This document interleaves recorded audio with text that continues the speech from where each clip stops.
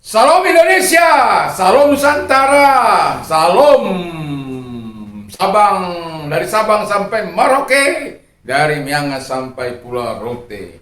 Puji nama Tuhan, di pagi hari ini saya ingin menyapa kita semuanya. Setelah beberapa lama saya tidak menyapa saudara di pagi hari, tapi pagi ini saya dapat menyapa kita semuanya. Dan biarlah kekuatan Tuhan, pengurapan Tuhan menyertai setiap kita dalam melangkahkan hidup kita di dalam terang dan kebenaran firman Allah.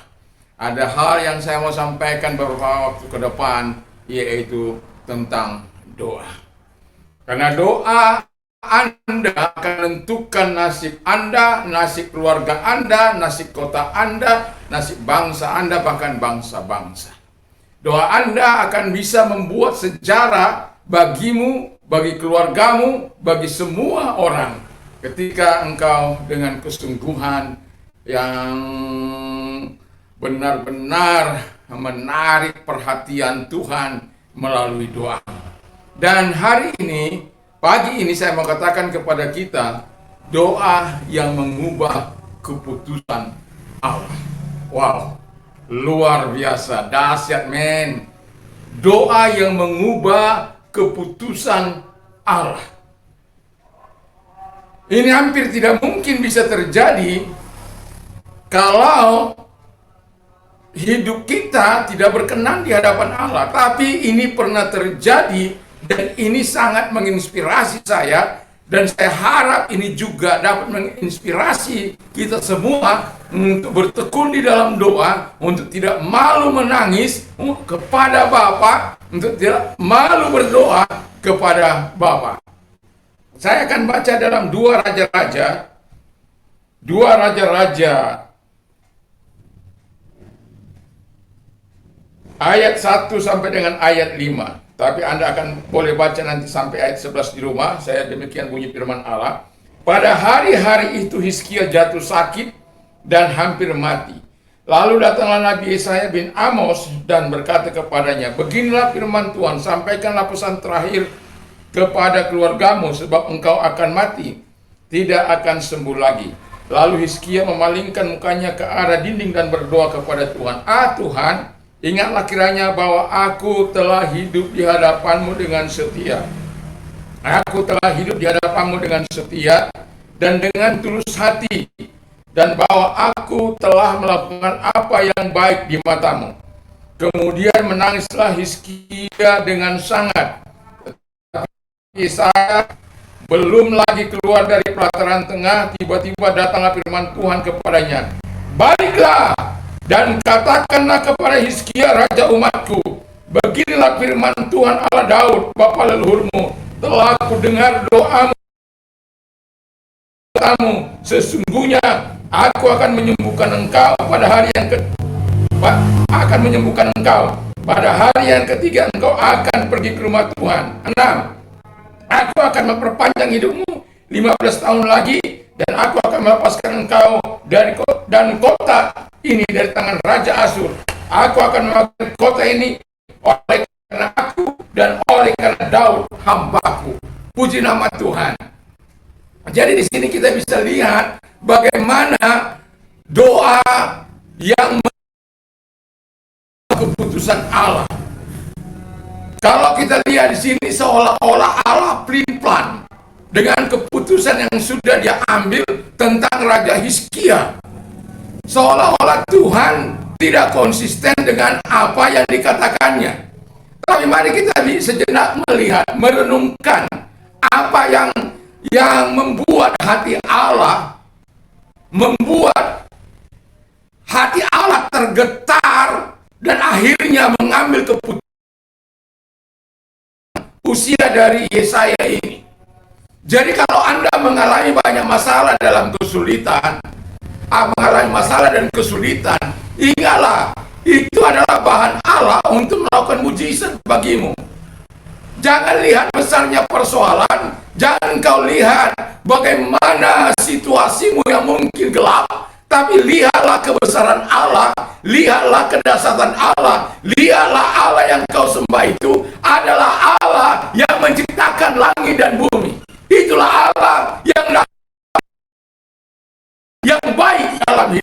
Sore nanti saya akan membawakan tentang seseorang yang hidupnya dalam penderitaan, tapi ketika dia datang kepada Tuhan dan Allah katakan dia dimuliakan dan apa yang didoakan dijawab oleh Tuhan. Itu sore nanti. Nah, jadi saya mau katakan kepada kita, ada hal yang menarik di sini. Tuhan sudah tentukan bahwa Hizkia akan mati. Dan itu sudah jelas. Pada waktu itu dikirim oleh Tuhan untuk melakukan sesuatu kepada Hizkia supaya menyampaikan pesan-pesan terakhir untuk anak-anak, mungkin anak cucunya atau keluarganya. Siapa yang memegang kerajaan, siapa yang akan memegang tanah di sana, sudah kepada siapa. Sebab kalau nggak diatur nanti kacau balau, susah ya. Jadi kamu yang di sana, nak, kamu tanah yang di sana, kamu tanah yang di sana. Kerajaan ini untuk ini, ya kan gitu. Untuk anakku yang paling besar, gitu kira-kira kan. Jadi kamu bisa menguasakan yang di sana. Jadi jelas pesannya, supaya ketika Tuhan memanggil dia, semuanya sudah beres. Pesan-pesan sudah disampaikan. Tetapi Hizkia ketika mendengar itu, dia tidak sanggup untuk menghadap Tuhan dengan arti kata begini. Tuhan belum siap aku. Aku masih mau panjang umur, aku masih mau menikmati garam, daging, bumbu-bumbu dan lain sebagainya. Aku masih mau nikmati itu Tuhan. Janganlah, gitu ya. Lain-lain kali. Dan pada akhirnya, yang mau saya katakan, dia datang kepada Allah. Dia datang memuji Allah, dia datang berdoa kepada Allah, dia datang menangis kepada Allah dengan argumentasi yang perlu kita miliki. Alkitab mengatakan dengan jelas kepada Tuhan dia berkata di dalam ayat yang ketiga, Tuhan, ingatlah, ingatlah. Jadi Tuhan disuruh ingat. Memangnya Tuhan itu pelupa? Enggak. Memangnya Tuhan itu orang pikun? Enggak. Tapi mengapa Hizkia katakan ingatlah? Dia hanya sekedar berargumentasi untuk nantinya jatuh belas kasihan Allah kepada dia. Ada sesuatu yang akan Hizkia sampaikan kepada Allah. Ingatlah Tuhan, apa yang perlu diingat Tuhan? Ini dikatakan dengan jelas bahwa aku telah hidup di hadapanmu dengan setia. I have walked before you faithfully. Haleluya. Jadi aku telah hidup, aku telah berjalan di hadapanmu dengan setia. Lalu kemudian saya tidak panjang-panjang di situ karena ini bukan renungan. Perlunya kesetiaan kita di hadapan Tuhan, perlunya kita hidup bersama dengan Allah, perlunya kita melakukan apa yang dikehendaki oleh Allah, berjalan dan hidup bersama dengan Allah. Wow! Lalu kemudian dikatakan, bagian berikutnya dikatakan begini. Dan dengan tulus hati, kalau dikatakan with wholehearted devotion. Jadi dia mengabdikan pengabdiannya dengan seluruh hati, dengan segenap hatinya kepada Tuhan. Ini bukan sesuatu yang main-main. Terus dikatakan yang terakhir, aku telah melakukan apa yang baik di matamu. Aku telah melakukan apa yang baik di matamu. I have done what is good in your eyes. Jadi bukan di hadapan manusia, tapi di hadapan Tuhan. Dan ketika dia berargumentasi, Itu dia berdoa kepada Allah. Lalu dia menangis. Doanya, kata firman Allah, telah ku dengar doamu, telah ku lihat air matamu. Itu sebabnya banyak kali kalau kita membaca pemazmur, begitu banyak menangis. Siang malam aku menangis, Paulus menangis, Yesus menangis. Kapan Anda terakhir menangis di hadapan Allah? Anda yang mengingat. Kapan Anda terakhir menangis di hadapan Allah? Kapan Anda terakhir berdoa dengan tangisan dan air mata di hadapan Allah? Kapan Anda yang bisa menjawab? Tapi saya mengatakan, jangan takut menangis di hadapan Allah. Jangan takut menangis di hadapan Allah untuk sesuatu yang kau pergumulkan, untuk sesuatu yang kau harus terjadi atas rumah tanggamu, atas kehidupanmu, atas usahamu, atas kota bangsamu. Jangan takut untuk menangis.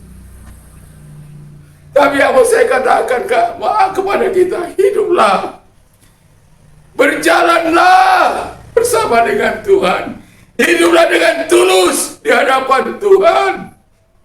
Haleluya. Dan saya mengatakan, lakukan apa yang baik. Baik di hadapan manusia belum tentu baik di hadapan Tuhan. Tapi baik di hadapan Tuhan itu tentu baik di hadapan manusia. Haleluya Yesus, haleluya, haleluya. Saya mengatakan kepada kita hari-hari ini, hari-hari yang sulit, penuh dengan masalah, 60 negara diperhitungkan akan bangkrut. Tapi saya mengatakan kepada kita semuanya, jangan takut. Allah Yehova Jireh, Allah yang mampu mengadakan yang tidak ada menjadi ada. Allah yang perkasa, Almighty God. Berseru kepada Dia, berdoa kepada Dia. Jangan biarkan engkau mengalami keluh kesah. Jangan biarkan engkau bersungut-sungut kepada orang, kepada keluargamu, kepada bangsa, kepada pemimpin kita. Jangan biarkan dirimu.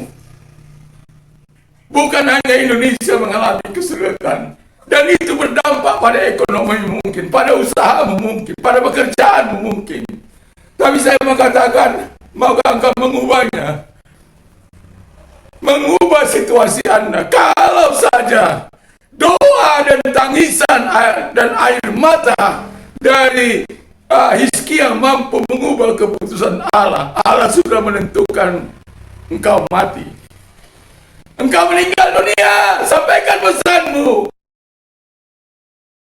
Ratap kepada Allah. Dia meratap, dia menangis di hadapan Allah. Haleluya Yesus, haleluya. Dia sungguh hancur hati. Wept bitterly, katanya, kata firman Allah. Hizkia, wept bitterly. Haleluya, haleluya. Ini Allah melihat sampai jauh ke dalam, manusia tidak bisa lihat. Tuhan tahu jalan pikiran kita, rencana kita, maksud hati kita. Tuhan tahu. Tuhan tahu. Tidak ada yang terselubung bagi Dia. Tapi saya mau katakan kepada engkau, kalau engkau mau melihat sebuah perubahan yang akan terjadi melalui doamu, hiduplah seperti Hizkia hidup. Belajarlah untuk hidup menyenangkan hati Allah. Belajarlah untuk taat. Mari kita belajar taat. Haleluya. Pagi-pagi jam 4 kita bangun di hadapan Allah, berdoa Tuhan sendiri, berkah bersama dengan keluargamu. Taruh mesbah, taruh ukupan di hadapan Allah. Taruh sesuatu yang menyenangkan hati Allah. Doa-doa orang benar itu sangat menyenangkan hati Allah. Di salib ini, kalau Anda lihat di salib saya ini ada doa orang benar, sangat besar kuasanya. Jadi jangan pernah datang ke hadapan Tuhan hanya sekedar datang. Hanya sekedar datang, jangan pernah lagi. Sadari posisimu di hadapan Tuhan.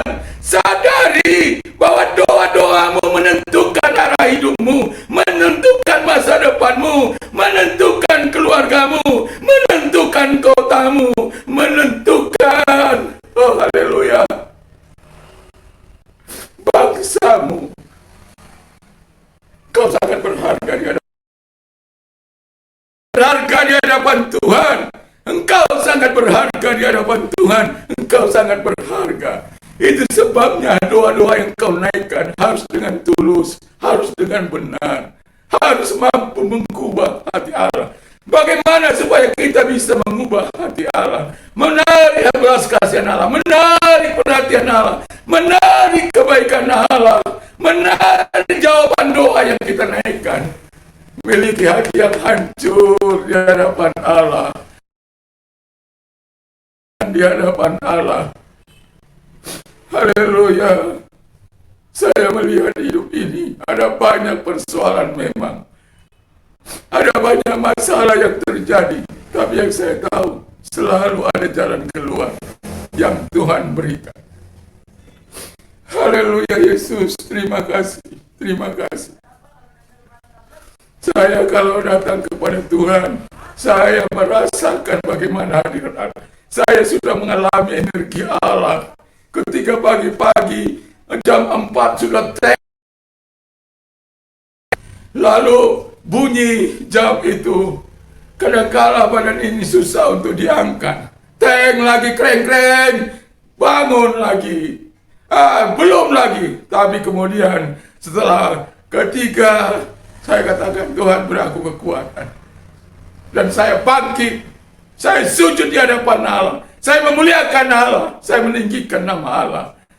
Dan di situ saya merasakan energi yang Tuhan berikan, kekuatan yang Tuhan berikan, urapan yang Tuhan berikan. Dan kemudian jam 5 kami ada doa bersama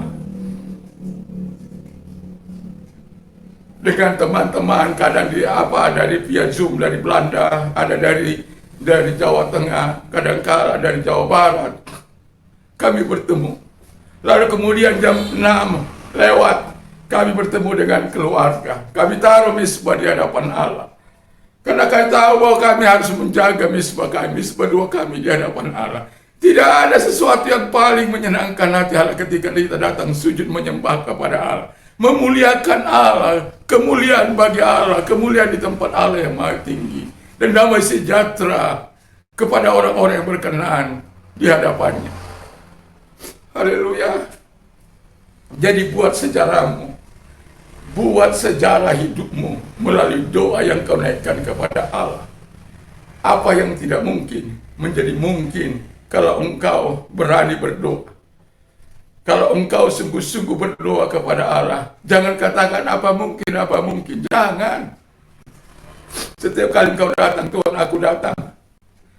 Kalau engkau tidak jawab, aku akan terus datang kepadamu. Seperti janda yang datang kepada kepada hakim yang zalim itu. Kalau hakim yang zalim itu tidak takut manusia, tidak takut Tuhan. Tapi janda ini datang terus. Ke restoran dia ada di sini. Belalah perkara aku hakim. Ke kolam renangnya dengan anak dan istrinya ada di situ. Belalah perkara aku hakim.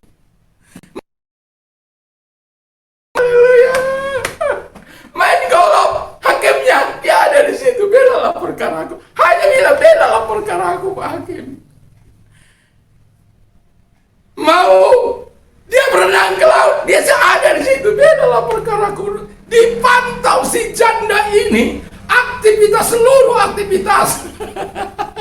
Si hakim yang tidak takut Tuhan ini. Dan Alkitab mengatakan dengan jelas, baca Lukas itu. Alkitab mengatakan dengan jelas bahwa ketika dia dibuat repot oleh janda ini, Alkitab mengatakan dengan jelas, aku tidak takut kepada Tuhan, tidak takut kepada siapapun, tapi karena janda ini menyusahkan aku juga, baiklah aku bela perkaranya. Dan Yesus berkata, kalau Hakim yang lalim saja tahu memberikan pemberian yang baik, apalagi Bapamu yang di surga. Haleluya. Jadi teruslah berdoa, ubah keputusan-keputusan yang situasinya tidak menyenangkan di lingkungan Anda, di rumah tangga Anda, di situasi Anda. Datanglah berdoa kepada Allah. Datang berdoa, ingat ini. Ingat Yesaya. Hizkia mampu mengubah keputusan Allah yang begitu luar biasa. Dia harusnya mati, tapi dia katakan, Tuhan, ingat. Jadi pentingnya kita hidup bersama dengan Allah. Pentingnya kita hidup terus di hadapan, persembahkan kehidupan ini dengan benar di hadapan Allah. Lalu perlunya kita melakukan hal-hal yang baik di pemandangan Allah. Di mana Allah mungkin Anda katakan, dia nggak tahu kalau aku melakukan di tempat tersembunyi. Siapa bilang? Oh, Tuhan nggak tahu mungkin. Anda bilang bahwa Tuhan nggak tahu isi hati. Siapa bilang? Alkitab mengatakan, Mazmur bilang, kemana engkau pergi? Dia ada di situ, ke dunia orang mati pun.